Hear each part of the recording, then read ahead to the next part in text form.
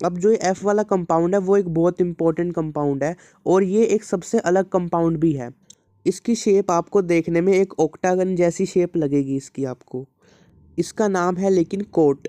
Coat का मतलब क्या होता है? कोट का मतलब होता है साइक्लो ऑक्टा टेट्राइन। तो यहाँ पे लिख देंगे साइक्लो ऑक्टा टेट्राइन। तो ये हमारे पास हो गया कोट। तो ये सारा आ गया कोट। ये बहुत इंपॉर्टेंट कंपाउंड है एक। पर इसके अंदर एक है एक्सेप्शन, वो आती है इसके प्लेनर होने के अंदर। तो यहाँ पर देखने से तो लगेगा कि प्लेनर है, तो लिखेंगे यहाँ पर कि प्लेनर है ये।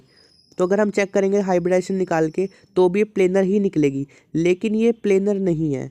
ऐसा क्यों है? क्योंकि ये कंपाउंड एक है एक्सेप्शन, क्योंकि ये है एक एक्सेप्शन। यहाँ लिख देंगे एक्सेप्शन, क्योंकि इसका जो स्ट्रक्चर होता है रियल वाला, उसका स्ट्रक्चर प्लेनर नहीं होता। उसका जो स्ट्रक्चर होता है उसकी शेप आती है थोड़ी टब लाइक शेप। तो यहाँ लिख देंगे कि इसका स्ट्रक्चर थोड़ा टब लाइक होता है। तो वो थोड़ा कुछ ऐसा होता है जो मैंने अभी बनाया है यहाँ पर, कुछ ऐसे करके। तो ये जो शेप है वो प्लेनर नहीं है, क्योंकि ये प्लेन से बाहर निकल रखी है, राइट से भी और लेफ्ट से भी। इस शेप का नाम है टब लाइक शेप।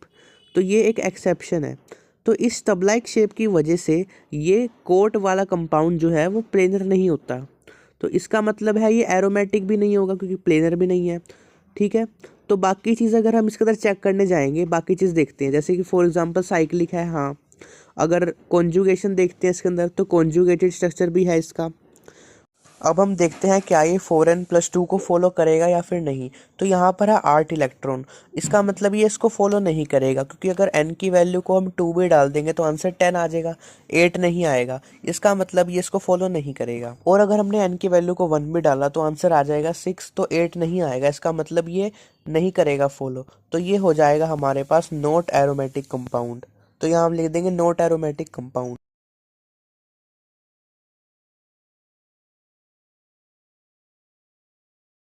तो अब चलते हैं कंपाउंड नंबर जी की तरफ। तो हमारे पास जो कंपाउंड जी है वो साइक्लिक है। हाँ, ये प्लेनर भी होगा क्योंकि यहाँ पर sp2 हाइब्रिडाइजेशन हो जाएगी इसलिए, और ये कॉन्जुगेशन भी होगी इसके अंदर।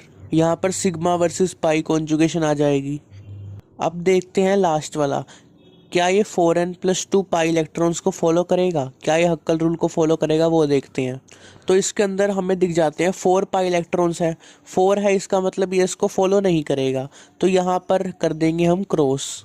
तो ये कंपाउंड हमारे पास आ जाएगा नॉट एरोमेटिक कंपाउंड। तो यहाँ लिख देंगे नॉट एरोमेटिक कंपाउंड। अब जो हमारा लास्ट कंपाउंड है H, क्या वो साइक्लिक है? हाँ, तो यहाँ पर कर देंगे हम साइक्लिक।